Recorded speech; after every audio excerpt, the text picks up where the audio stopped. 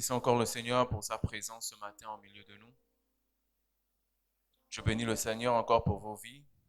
Je bénis le Seigneur pour la vie du pasteur Donald Soro et son épouse qui m'accorde encore, qui nous font encore ce plaisir d'être là devant vous. Depuis plusieurs dimanches déjà, nous enseignons sur l'encouragement parce que nous avons compris que beaucoup de personnes ont besoin d'être fortifiées. Nous sommes en début d'année et souvent ce n'est pas facile quand nous commençons une nouvelle année. Nous avons des persécutions, nous avons des choses qui ne démarrent pas. Parfois c'est la santé, parfois ce sont les enfants, parfois c'est le travail. Donc vraiment parfois nous avons besoin d'être fortifiés. Amen. Nous avons besoin d'être encouragés. Donc ce matin, nous bénissons déjà le Seigneur pour cette parole qui sera encore libérée. Seigneur, nous te bénissons, nous te rendons grâce pour cette parole, Père éternel, que toi seul libères au nom de Jésus-Christ. Seigneur, je veux juste être un instrument, Seigneur, un canal par lequel tu passes afin de transmettre, Seigneur, cette parole à ton peuple. Car je sais, Seigneur, que toi seul fais toutes choses et rien n'est possible sans toi. Tu es l'alpha et l'oméga et nous remettons encore, Seigneur, ces moments entre tes mains. Que toute la gloire te soit encore rendue au nom puissant de Jésus-Christ. Amen. Est-ce que vous êtes dans la joie d'être là ce matin? On sait que ce temps a beaucoup trompé. Moi, ça m'a trompé le matin parce que même quand il faisait 8 heures, je pensais qu'il était encore 6 heures. Du coup, je me suis réveillé depuis 5 heures du matin, mais pour moi, je ne regardais pas la montre parce que le temps était tellement sombre. Donc, nous bénissons le Seigneur pour ceux qui ont pu se déplacer, parce que ça n'a pas été facile avec la pluie. Et nous bénissons aussi le Seigneur pour ceux qui sont restés chez eux, parce qu'on espère que par le canal de la technologie, ils pourront nous suivre en direct. Amen. Donc, ce matin, je disais, nous avons comme pour thème, quand tu rencontres le véritable Dieu. Quand tu rencontres le véritable Dieu. Amen. Nous lisons dans le livre de Actes 9, chapitre 9, versets 3 à 5. Il était en chemin et qu'il approchait de Damas. Tout à coup, une lumière venant du ciel resplendit autour de lui. Il tomba par terre et il entendit une voix qui lui disait, « Saul, Saul, pourquoi me persécutes-tu » Il répondit, « Qui es-tu, Seigneur » Et le Seigneur dit, « Je suis Jésus que tu persécutes. Il te serait dur de regimber contre les aiguillons. » Amen. Donc nous tous, nous connaissons cette histoire de Paul. Nous savons que Paul, avant d'être Paul, était d'abord Saul de Tarse. Et nous connaissons l'histoire de Saul de Tarse qui était quelqu'un qui persécutait l'Église, qui persécutait les disciples de Jésus. C'était quelqu'un d'une grande connaissance, parce que Paul a appris dans une très grande école à son époque. Une école qui était réputée pour sa rigueur. Et donc, quand Paul sort de là, Paul est entouré de plusieurs personnes, des pharisiens. Donc des personnes, selon Paul, qui étaient censées, ou qui à cette époque étaient censées refléter même l'image du royaume de Dieu. Refléter même l'image de Dieu. Tout ce qu'ils disaient normalement était oui et amen. Tout ce que ces hommes pouvaient dire. Parce que personne ne pouvait contester ce qu'ils disaient, puisqu'ils étaient censés connaître la Bible du début jusqu'à la fin. Et c'est comme ça que Paul a appris. Paul avait cette connaissance-là. Il connaissait les Écritures du début jusqu'à la fin. Donc tout ce que Paul faisait, Paul se disait qu'il le faisait par rapport à la parole de Dieu. Paul se disait que s'il faisait telle ou telle chose, c'était Dieu qui l'orientait, c'était la parole de Dieu. Ce matin, par rapport à l'histoire de Paul, plusieurs personnes parmi nous, nous vivons parfois ça.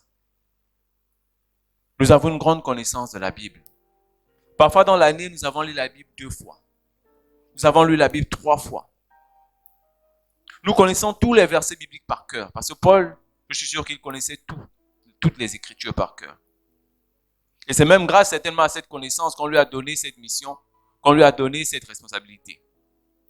Et donc, beaucoup de personnes sont au sein de l'Église, sont dans de grandes églises, suivent de grands programmes, mais n'ont pas véritablement rencontré Dieu. Parce que Paul pouvait penser qu'il avait rencontré Dieu. Quand Paul agissait pour lui, il agissait au nom de Dieu. Quand Paul faisait telle ou telle chose, il le faisait au nom de Dieu. Amen.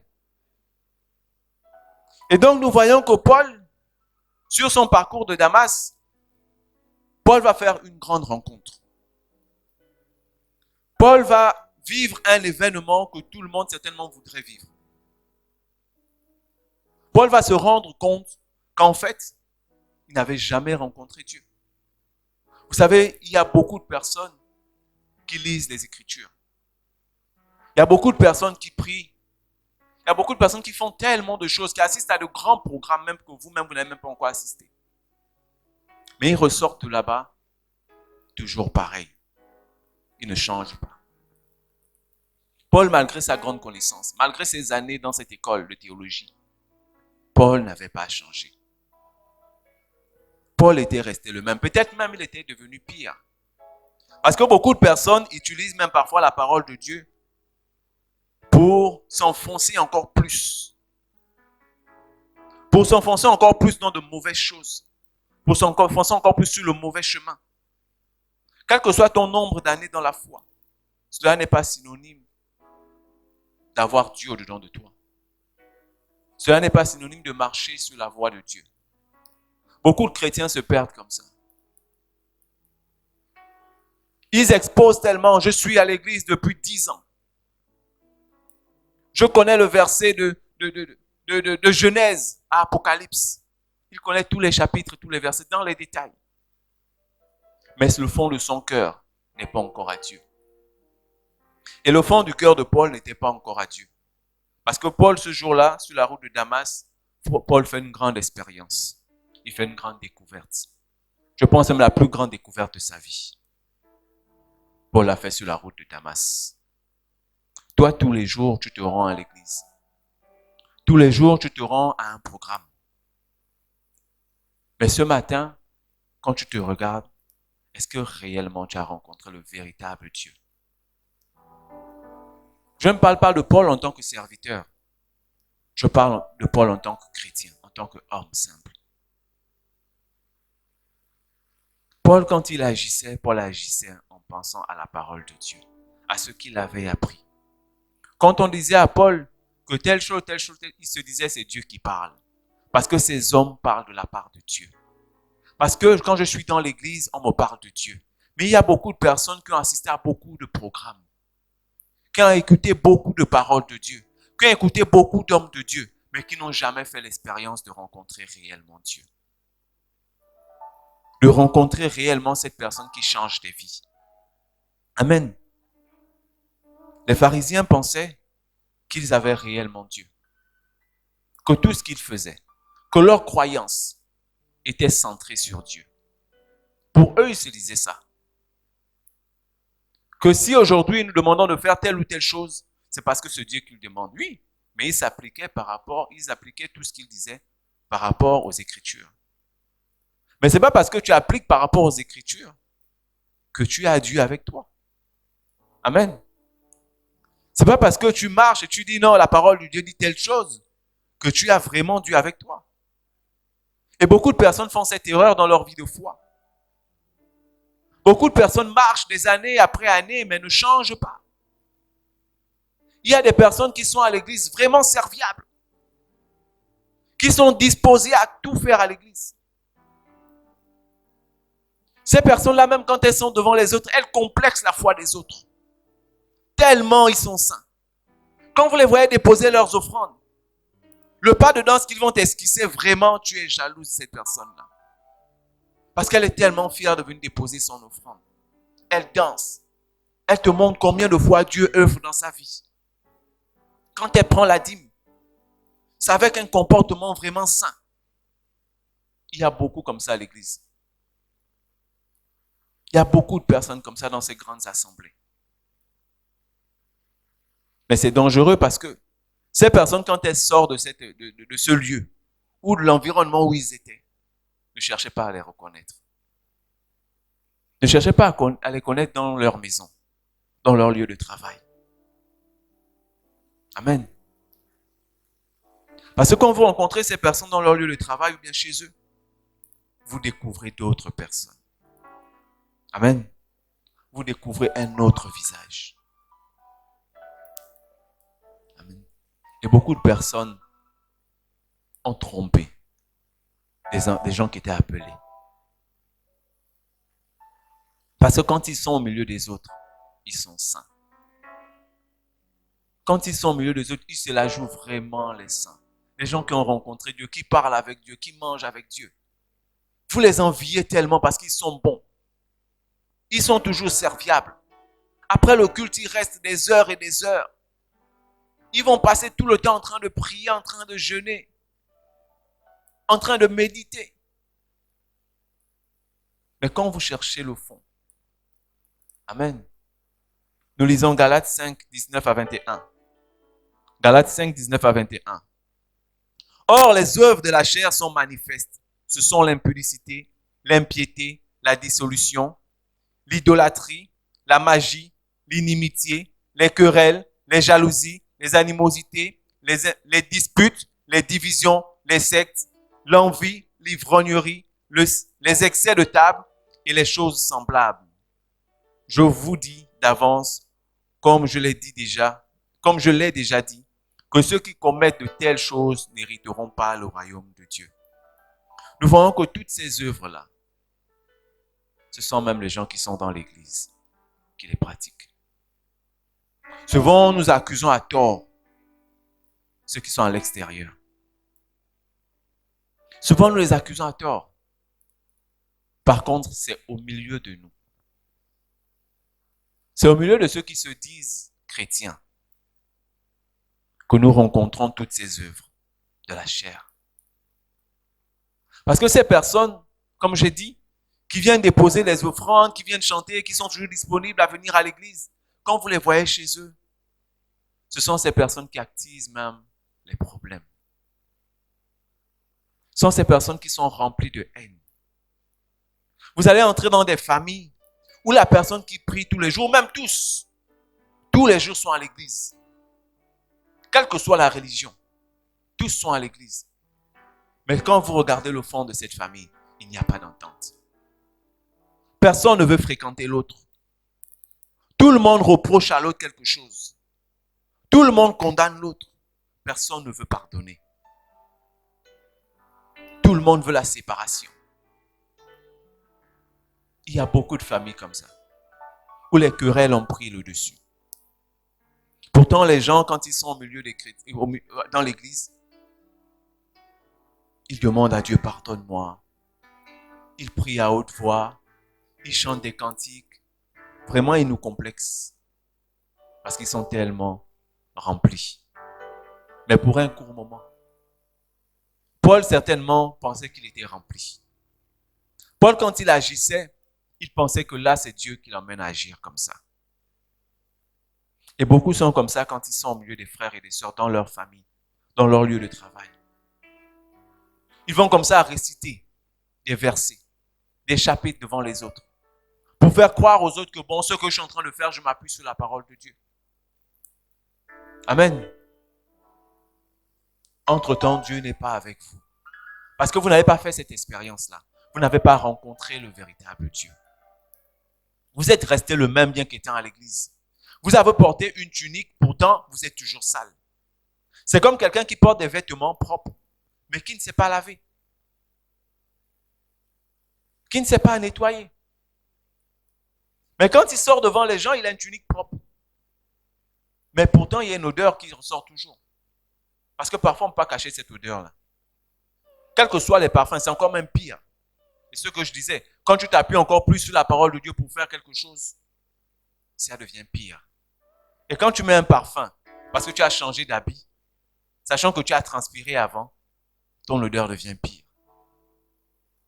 Et c'est comme ça que beaucoup de chrétiens qui pensent avoir rencontré Dieu vivent. Au milieu des frères et des sœurs, ils sont saints. Au milieu de leur famille, ils dispersent. Ils propagent la haine. Ils propagent la division. Ils propagent les disputes, les querelles. Amen.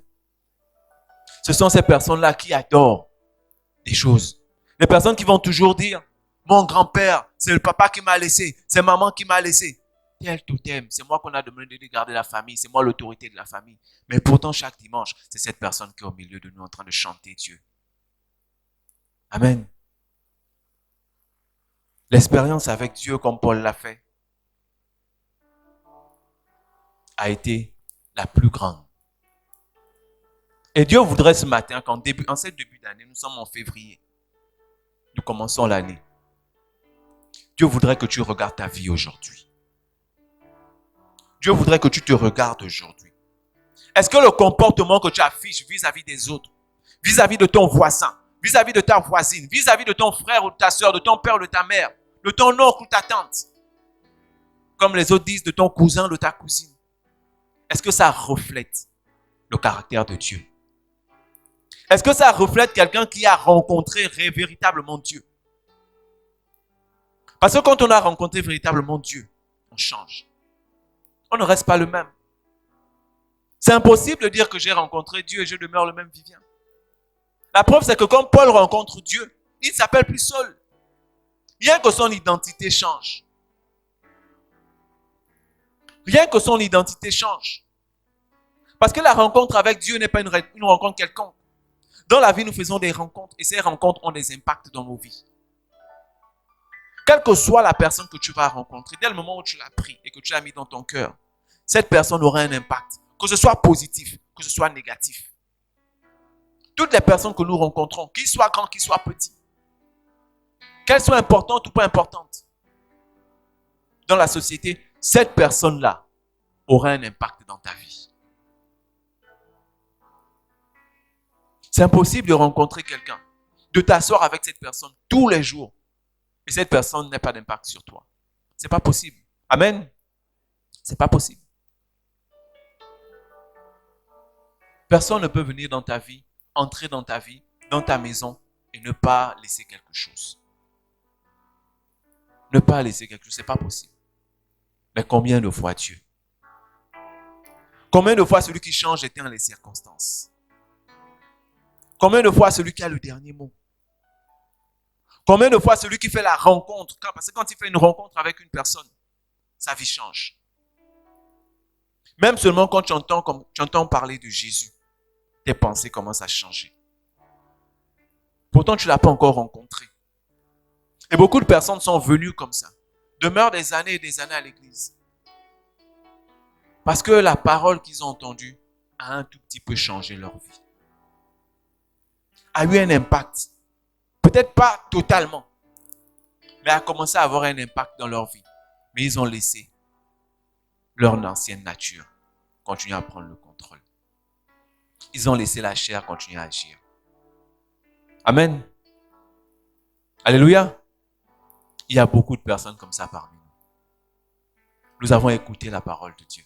Elle nous a fait du bien. Elle était même une solution pendant des problèmes. Pendant des temps difficiles. Nous avons accepté de marcher avec Dieu. Mais après, nous avons continué à demeurer les mêmes. Nous n'avons pas laissé le changement se produire. Nous avons continué à demeurer les mêmes. Toutes les œuvres de la chair sont manifestes dans nos vies tous les jours.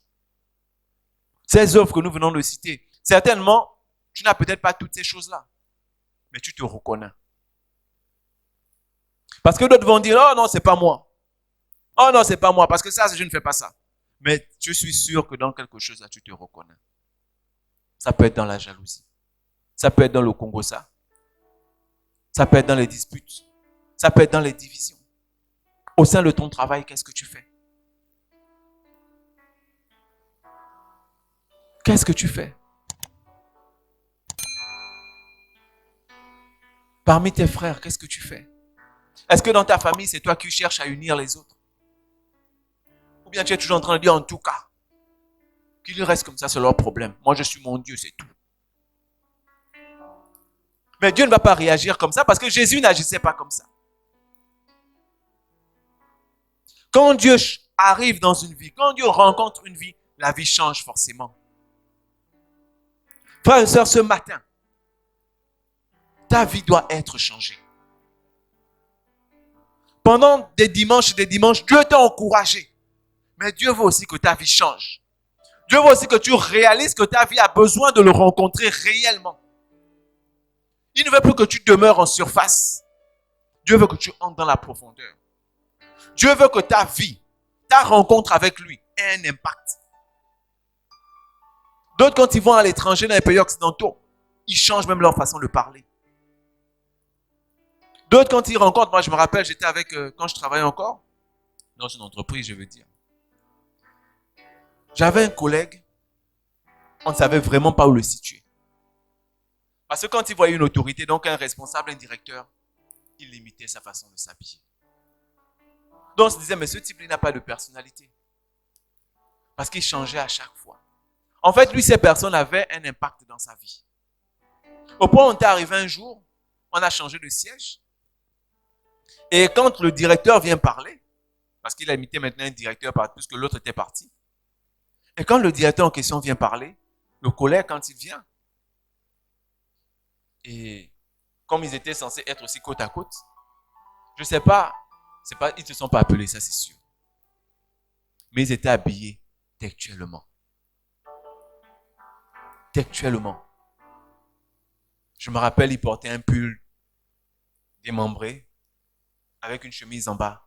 Le directeur portait la même chose. Le pantalon sans ceinture, le directeur portait la même chose. La chaussure au collège, le directeur portait la même chose. En fait, vous voyez, cette personne-là qui s'est approchée de lui a eu un impact dans sa vie. Ça, c'était volontaire parce qu'il voulait. Il voulait ressembler à la personne qu'il avait rencontrée. Mais quand Dieu te rencontre, quand tu vas à la rencontre du véritable Dieu, que tu le veuilles ou que tu ne le veuilles pas, ta vie change. La veuve qui avait son fils unique mort, quand elle rencontre la vie qui était Jésus, Jésus n'a pas eu besoin de parler dans sa vie. Juste la rencontre a donné la vie, a ressuscité un mort. Juste cette rencontre-là. Combien de fois ta vie? Combien de fois quand tu décides? Parce que le mort, il ne parle plus. Le mort, il est parti. Mais malgré qu'il ne puisse plus parler, la rencontre avec Jésus, la rencontre avec Dieu, le véritable Dieu, a changé brusquement la vie de cette veuve et de ce jeune homme. Amen. Pour dire que quand Dieu rencontre même la mort prend vie. Quand tu rencontres Dieu, ta situation ne peut plus demeurer la même. Tous les secteurs, tous les domaines de ta vie changent automatiquement. Ce qui était maintenant stérile reprend vie. C'est plus possible. Même la maladie s'enfuit. Même la maladie s'enfuit. Quand cette veuve, avec son fils, de Sarepta, rencontre Élie, rencontre Dieu, tous les événements qu'elle avait prévus dans sa vie prennent un nouveau départ. Elle avait de quoi manger tous les jours. Son fils qui est tombé malade a été guéri. Mais toi, tu attends quoi pour rencontrer véritablement Dieu? Pendant longtemps, tu es resté assis sur ton siège. Tu venais, tu disais, ah, j'ai fait ma part, je suis venu le dimanche. Ah, j'ai fait ma part, j'étais au mardi de prière. Ah, j'ai fait ma part, tu sais tellement de programmes. Quand tel bishop est venu, j'étais là. Quand tel apôtre est venu, j'étais là. Tu vas citer tout depuis le commencement de l'église. Mais ta vie n'a pas changé. Quand toi-même tu te regardes, tu es toujours en train de dire, Seigneur, pourquoi toujours moi? Pourquoi toujours? Mais parce que ta vie n'a pas changé. Tu es resté le même, tu es resté la même. Quand on change, quand on rencontre Dieu, nos vies ne sont plus les mêmes. Même toi qui étais raté dans ta famille, les gens de ta famille commencent à te regarder. Tu n'apprenais pas bien. Les professeurs commencent à t'appeler, que tes notes ont changé. Les autres camarades de classe commencent à s'approcher de toi parce que Dieu a commencé à opérer. Quand tu rencontres Dieu, ta vie ne peut plus être la même. Amen. Arrêtons de dire, je viens à l'église, je fais ma part et on reste les mêmes. C'est pas possible. C'est pas possible. Parce que Dieu échange forcément les gens. On ne peut pas rester dans nos familles et ne pas impacter nos familles. On ne peut pas. Ce n'est pas possible. Moi, j'ai senti que j'ai impacté dans ma famille. Quand j'ai comme ça à voir, parfois on m'appelait pasteur. Parfois on disait, oh pardon, Vivien n'est plus là-dedans. Oh. J'ai comme ça à voir comment mon entourage avait comme ça changé. La manière de me voir. Ma famille avait commencé à changer sa façon de me voir. Parce qu'ils avaient vu qu'il y avait un changement. Je ne te demande pas d'abandonner ta famille. Ou bien de te mettre à l'écart. Parce que certaines personnes pensent que quand on dit rencontrer Dieu, ça veut dire qu'aller vers Dieu, aller au ciel. Non. C'est vivre dans ce monde-là. Mais c'est vivre avec le caractère de Dieu.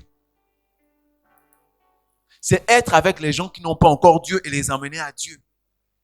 C'est visiter ceux qui ont besoin de Dieu. C'est visiter les malades, c'est visiter les orphelins. C'est pas de dire j'attends seulement mon jour. Ton jour là, c'est Dieu qui donne, c'est Dieu qui définit. Comme je vous ai dit la dernière fois, quand Jésus a laissé les disciples, il ne les a pas laissés en train de dire attendez debout simplement. Dormez, couchez-vous et puis c'est bon. Il leur a donné une mission. C'est dans cette mission qu'ils étaient dans l'attente du Saint-Esprit. Alors quand nous aussi, nous rencontrons Dieu, nous avons cette mission-là. D'être au milieu des frères, d'être au milieu des sœurs. D'emmener la joie en nous. Amen.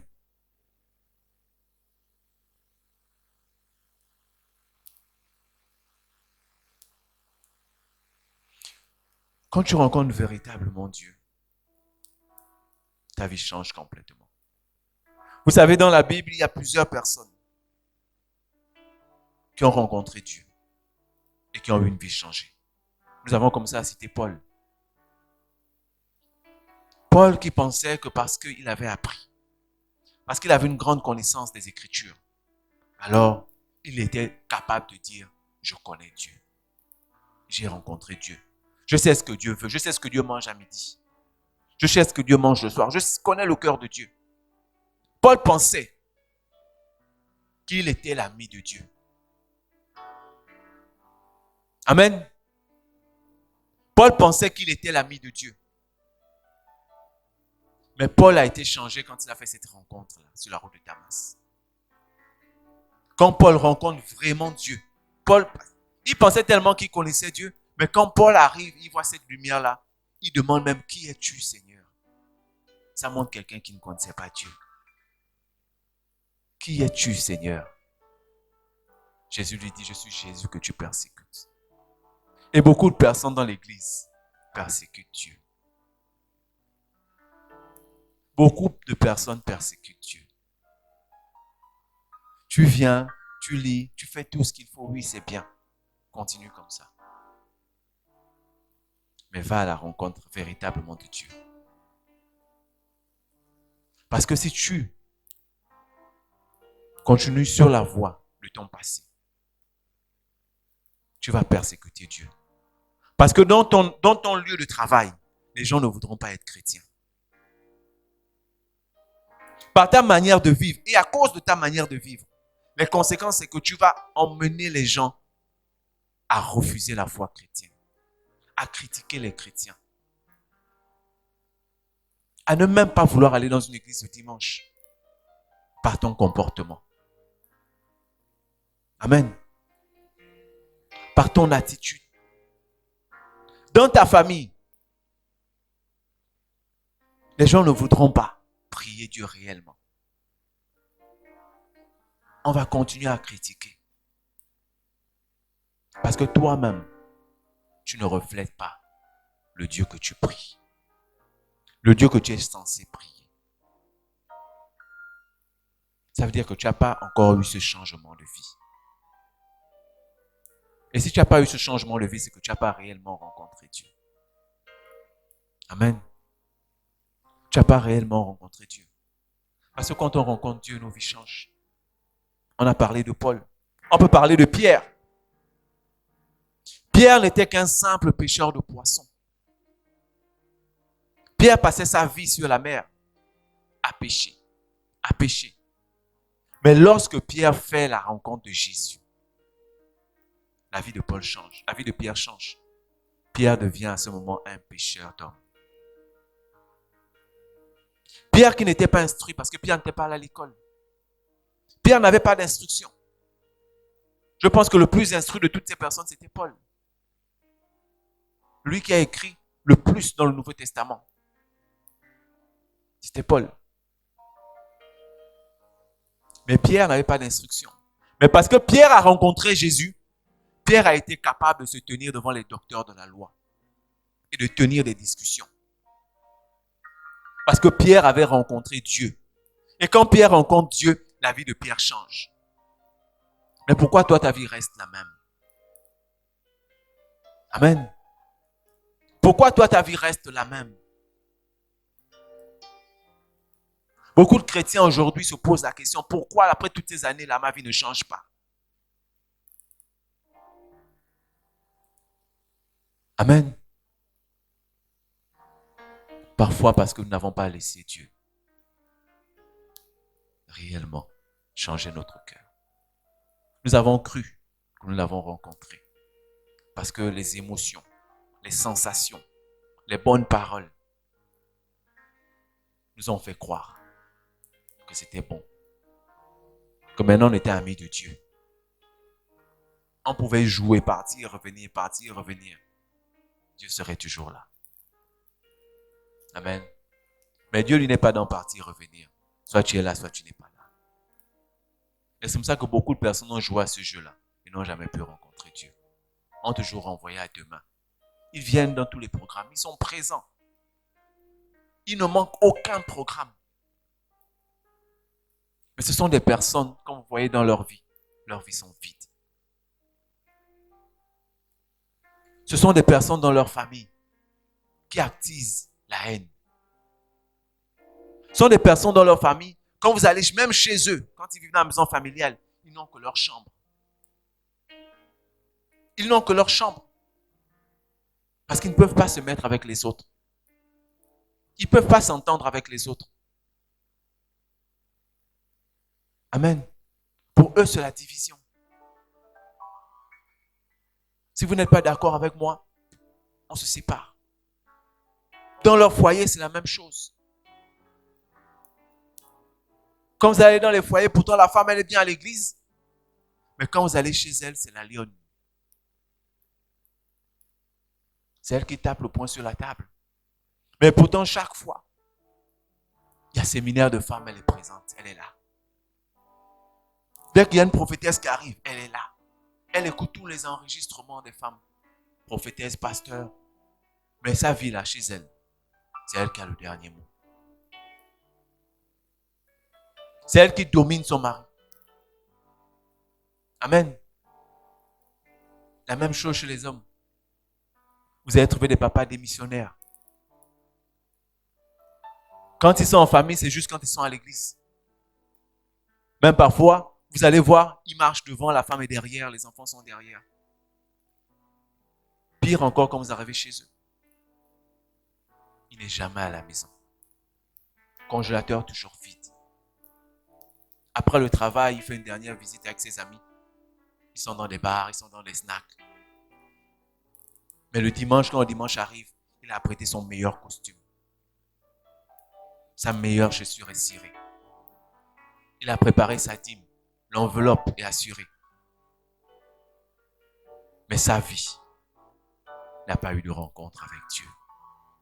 Il est resté le même. Amen. Il est resté le même. Et beaucoup font ça. Beaucoup vivent comme ça. En cette nouvelle année, Dieu veut que tu changes. Dieu veut que tu le rencontres véritablement afin que ta vie prenne un nouveau départ.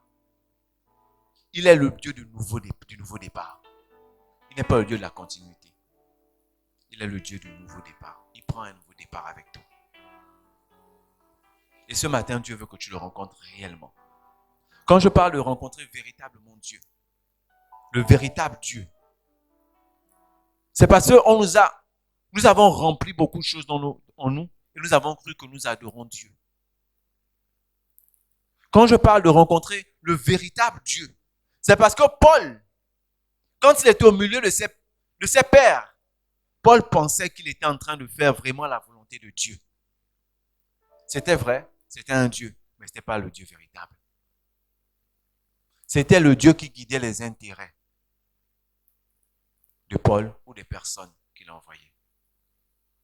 Le Dieu que tu pries peut-être aujourd'hui, c'est le Dieu qui te guide sur tes propres intérêts. Et quand tu vois une petite similitude avec un verset biblique, ah oui, c'est Dieu qui a parlé. Parce que c'est ce Dieu-là, ce Dieu bonbon-là que tu vas avoir. Mais ce n'est pas le Dieu véritable. Ce n'est pas le véritable Dieu que tu as rencontré. Ce Dieu-là que tu pries, quand quelqu'un te fait du mal, c'est fini. Tu montes. Tu commences à montrer à cette personne-là combien de fois tu étais, comment tu étais avant de rencontrer Dieu. Tu commences à serrer ton cœur. Une personne t'a pris quelque chose, t'a fait quelque chose, il n'existe pas de pardon en toi. Tu es sans pardon. Ça, c'est le Dieu que tu t'es créé. C'est le Dieu que tu as formé à ton image. C'est le Dieu que tu as modélisé pour faire croire aux gens que tu avais Dieu. Tu as porté des habits, des vêtements pour montrer aux gens que tu as Dieu. Mais ce n'est pas le véritable Dieu. Ce n'est pas le véritable Dieu. Les pharisiens étaient bien habillés devant Jésus. Ils étaient bien vêtus devant Jésus. Ils connaissaient tous les versets bibliques. Tout ce qui était dans les scripts, ils connaissaient. Mais pourtant, Jésus, qui n'était pas aussi bien habillé qu'eux, avait le véritable Dieu. Avait fait la rencontre du véritable Dieu. Amen. Avait fait la rencontre du véritable Dieu. Normalement, si ces hommes-là avaient les yeux ouverts, comme Nicodème, comme Jésus a dit à Nicodème, il faut naître de nouveau. Ils auraient compris qu'ils n'ont vraiment pas encore rencontré Dieu. Et beaucoup de personnes, quelle que soit la grandeur de l'assemblée, s'ils ouvrent les yeux, ils vont comprendre qu'ils n'ont pas encore rencontré Dieu. Qu'ils ne font que faire quelque chose parce que la semaine a 7 jours, dans le 7e jour, je dois donner à Dieu. Oui. Mais tu donnes à Dieu pourquoi? Parce que tout simplement, tu veux suivre. C'est le jour du repos. La Bible dit. Mais chez toi, tu es différent. Ton comportement après l'église est différent. Quand tu es devant le pasteur, tu es à genoux. Mais dès que tu es chez toi, c'est fini, tu commences à critiquer l'homme de Dieu. Tu commences à parler mal des frères et des sœurs. Tu commences à te plaindre que c'est toi qu'on appelle tous les jours. Quand tu es chez toi. Mais quand tu es à l'église, oh oui, pasteur. Oh, mais qui peut rester à l'église pour balayer l'église? Les doigts sont levés. Pourtant, dans ton cœur, ce n'est pas ce que tu penses. Pourtant, dans ton cœur, ce n'est pas ce dont tu penses. Et beaucoup de personnes ont pensé qu'ils ont rencontré le véritable Dieu. Amen. Quand on rencontre le véritable Dieu, tout dans nos vies change. Ton foyer change. Avant même ton foyer, ton comportement. Ta relation avec Dieu change. Ta façon de prier change. Ta façon de louer change. Ta démarche même change. Ton code vestimentaire change. On n'a pas besoin de te dire, change de vêtements, change de ceci. Non, ça vient automatiquement seul. Quand tu sais que tu as rencontré Dieu, tes relations changent. Tout change dans ta vie. Sans le vouloir, sans dire à quelqu'un, je ne veux plus marcher avec toi. La personne elle-même sort de ta vie. Combien de personnes ont vu leurs amis partir? Combien de personnes ont vu des relations dans leur vie se briser quand ils ont accepté, quand ils ont rencontré réellement Dieu? Combien de personnes? Parce que Dieu ne vient pas dans ta vie pour rester seulement comme ça, pour te regarder. Dieu vient pour changer. Dieu vient pour changer. Vous savez, quand je venais de connaître le Seigneur, c'était à Bachalom. Dans ma voiture, j'aimais maintenant mettre la louange. Et au travail, on était un groupe de jeunes. Donc, comme on n'avait pas trop d'activités, Dès qu'il est l'heure, on démarre, on va peut-être dans un snack ou quelque part. Mais quand j'avais commencé maintenant à me donner complètement et véritablement, déjà, c'était plus trop dans mon truc. Mais ma voiture maintenant, le lecteur n'avait que des louanges. Mais ceux qui montaient n'avaient pas les mêmes convictions que moi, la même volonté d'écouter la musique chrétienne comme moi. Et donc parfois ils changeaient. Mais parce que Dieu commence à changer ta vie, sans même le vouloir. Tu ne sais même pas à quel moment ça a commencé. Ses amis, quand ils montaient, eux-mêmes, ils apprêtaient leur clé USB avec des musiques chrétiennes. Et ils mettaient. J'ai comme ça à voir ce changement-là, sans même rien dire. Sans rien dire à quelqu'un. Il commençait à changer. Il faisait même déjà des sorties sans m'appeler. J'entends seulement le matin au bureau, oh, man, tu te rappelles quand tu es à tel endroit? Il dit, mais pourquoi tu m'as pas appelé? Oh non, man, non, on n'a pas voulu te déranger. On n'a pas voulu te déranger. Et c'est comme ça, on est resté amis, mais on n'a plus les mêmes centres d'intérêt.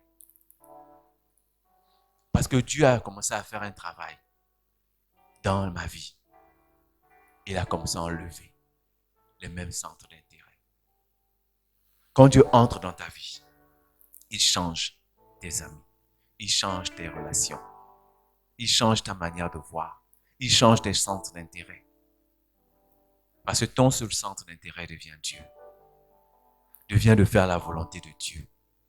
Toi-même, petit à petit, sans même demander à Dieu, sans même te rendre compte, tu commences à voir que les choses que tu aimais avant, tu n'aimes plus. Personne ne t'a dit que ce vêtement-là n'est plus beau. Tu commences à trouver des trucs bizarres sur le vêtement-là. Quand tu portes, je me sens plus bien là-dedans. Pourtant, ces vêtements que tu as achetés cher, c'était le meilleur de tes habits. Mais parce que tout simplement, Dieu a commencé à opérer. Parce que tout simplement, tu as rencontré le véritable Dieu. Ce Dieu qui donne la vie aux morts. Ce Dieu qui change les temps et les circonstances. Ce Dieu-là est entré dans ta vie. Amen. Ce Dieu-là est entré dans ta vie. Il a commencé à opérer son miracle. Quand on rencontre Dieu, on n'est pas indifférent. Notre rencontre avec Dieu n'est pas indifférente. Nos vies changent complètement. Amen. Galates 5, 22 nous dit, mais le fruit de l'esprit, c'est l'amour, la joie, la paix, la patience, la bonté, la bénignité, la fidélité, la douceur, la tempérance. Amen. Le fruit de l'esprit. Je suis sûr que beaucoup de personnes sont posées comme moi la question, pourquoi on ne parle pas des fruits de l'esprit? Pourquoi on ne parle pas des fruits de l'esprit? Parce qu'il y a tellement de choses qu'on cite. Mais on nous parle du fruit de l'esprit. Parce que c'est un seul fruit qui vient avec beaucoup de graines.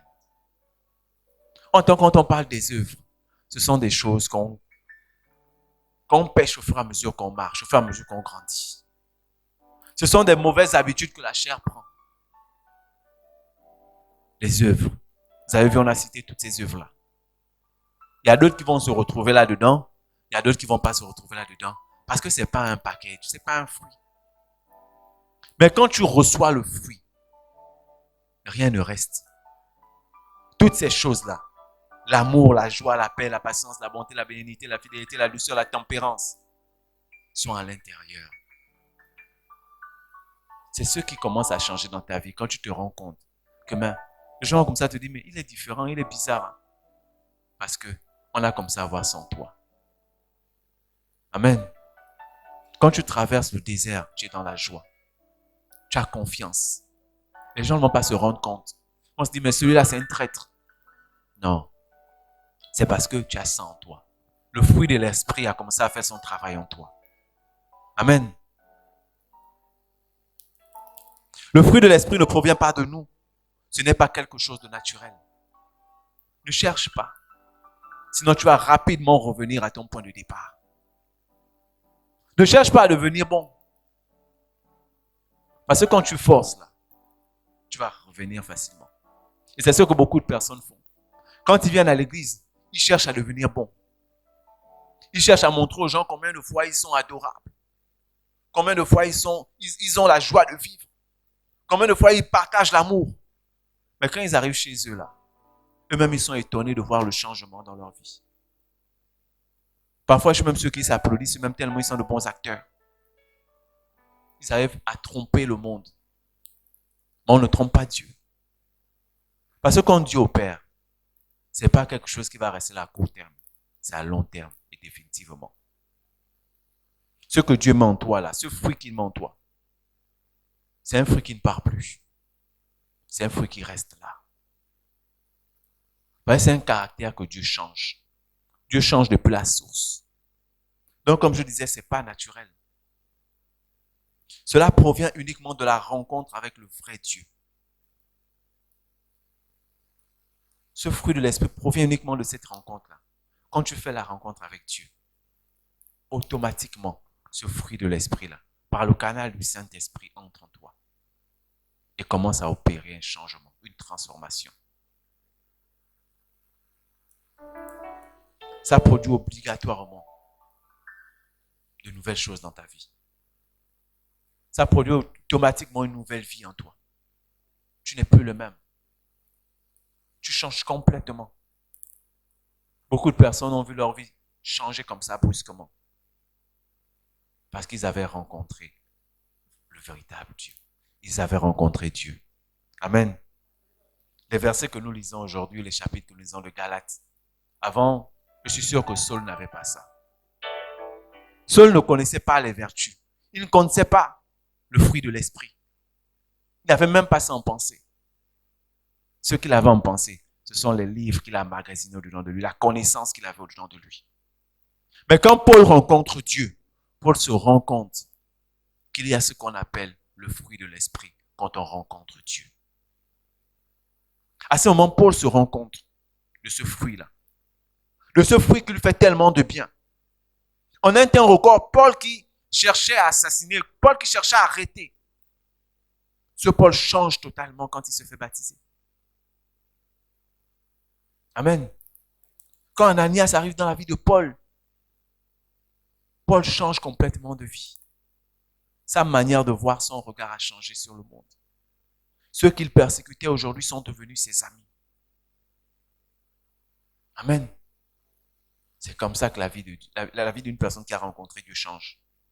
Ta vie spirituelle, ton couple, tes enfants, ton travail, tes relations avec les autres. C'est l'œuvre du fruit de l'esprit. Le fruit de l'esprit commence à opérer dans ta relation avec Dieu.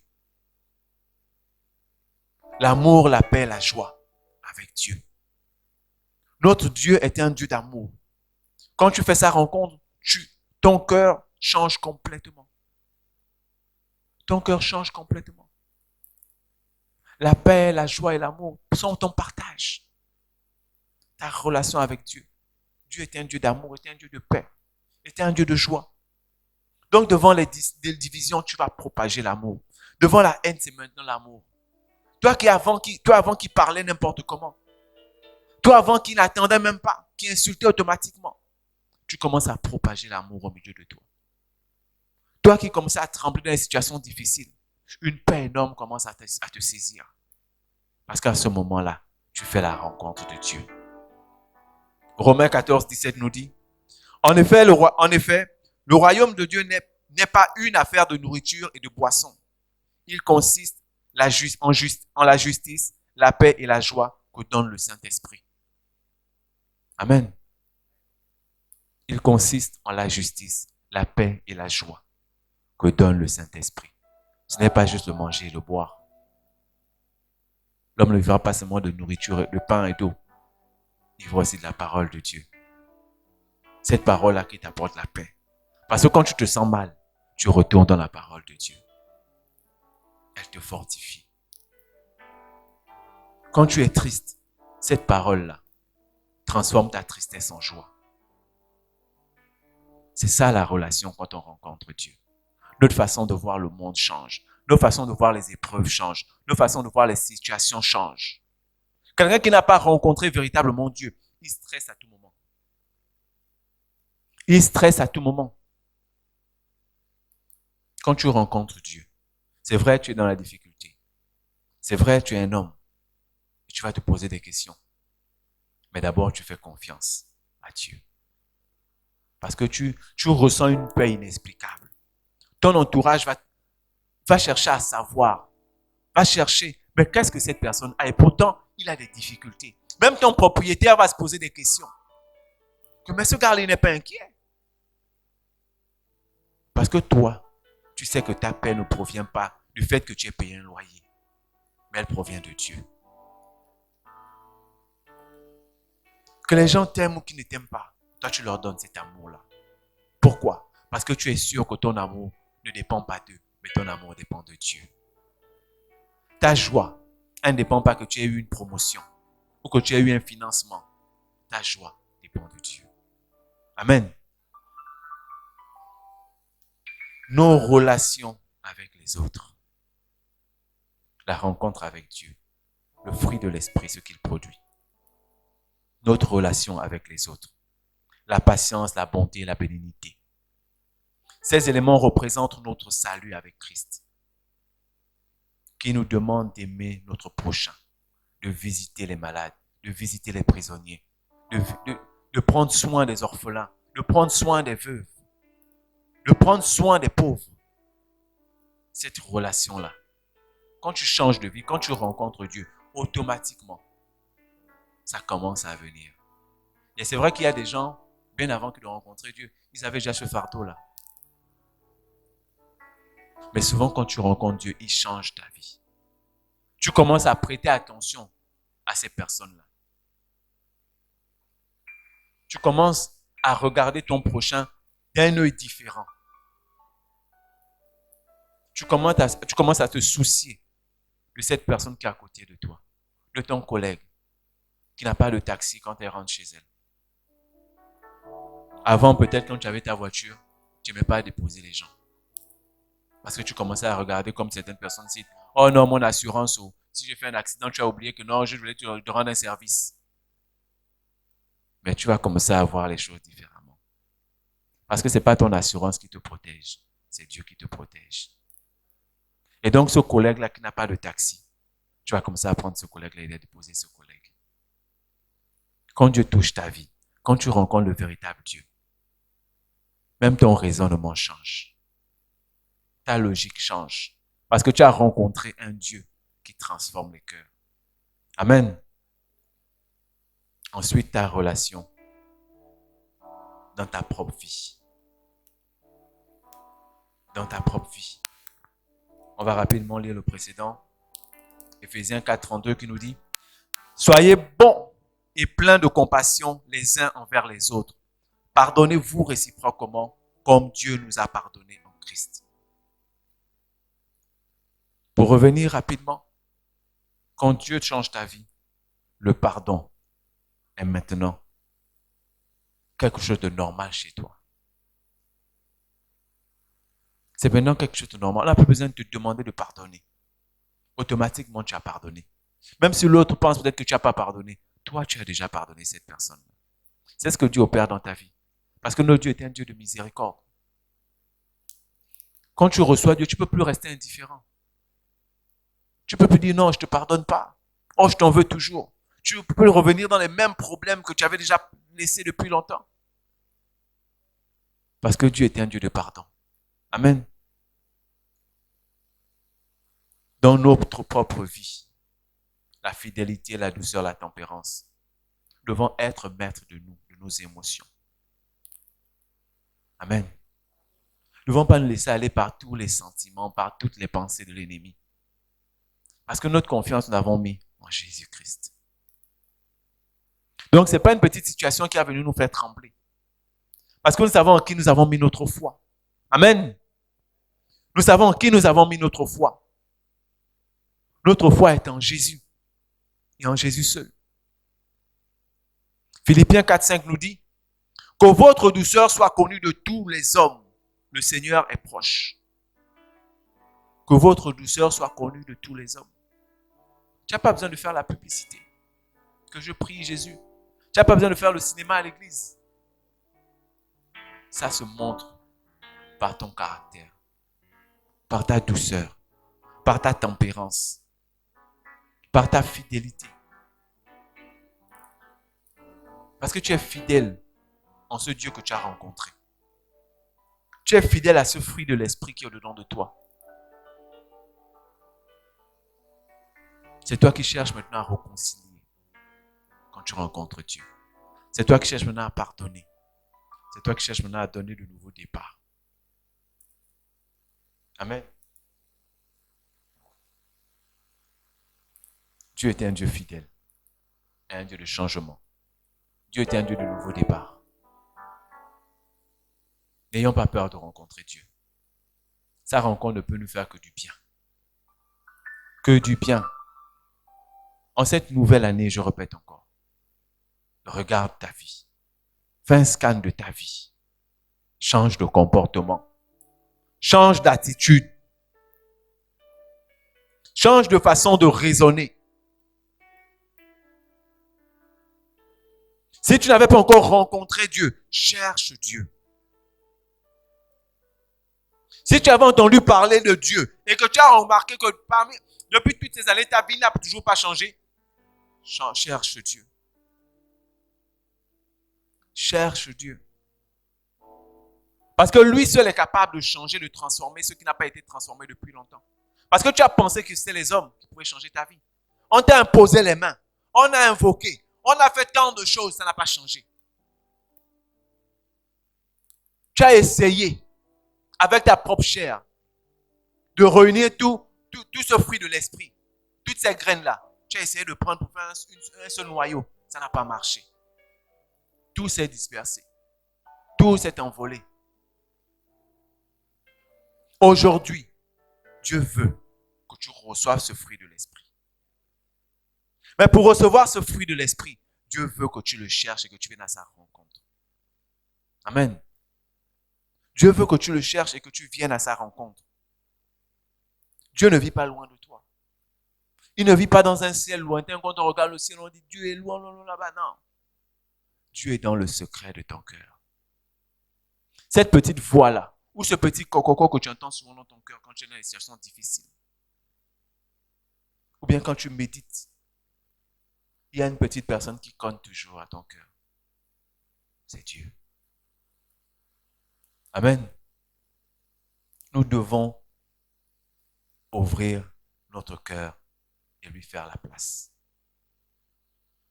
Nous devons ouvrir notre cœur et faire la place à Dieu. Apocalypse 3:20 nous dit, voici, je me tiens à la porte et je frappe. Si quelqu'un entend ma voix et ouvre la porte, j'entrerai chez lui et je prendrai mon repas avec lui et lui avec moi. Amen. Voici, je cogne. On se rappelle de l'histoire de Zachée.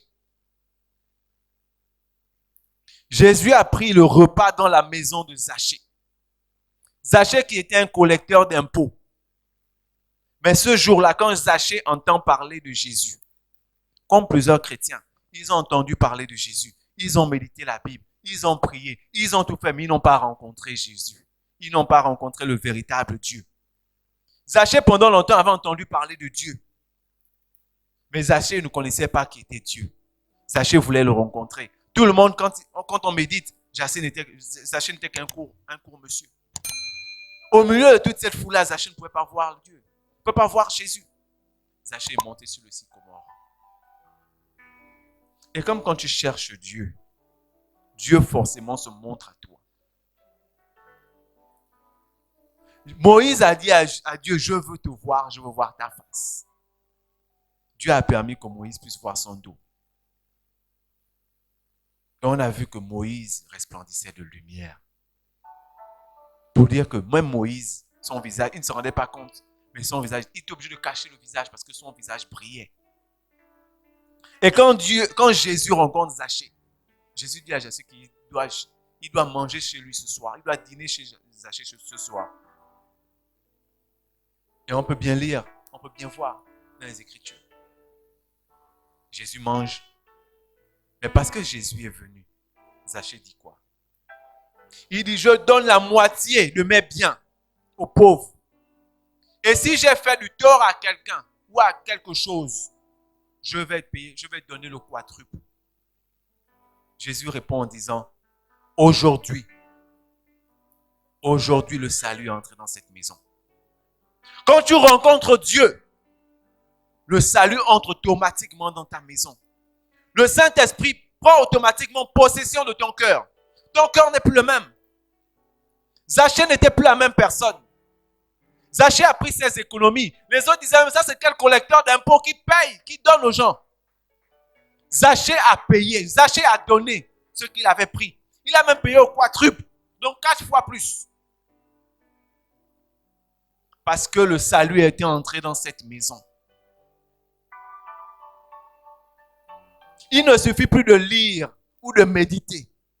Il faudrait que toi-même, tu vives ça en toi. Tu vives cette expérience. Tu vives ce que Zachée a vécu. Ce n'est pas l'Ancien Testament, c'est le Nouveau.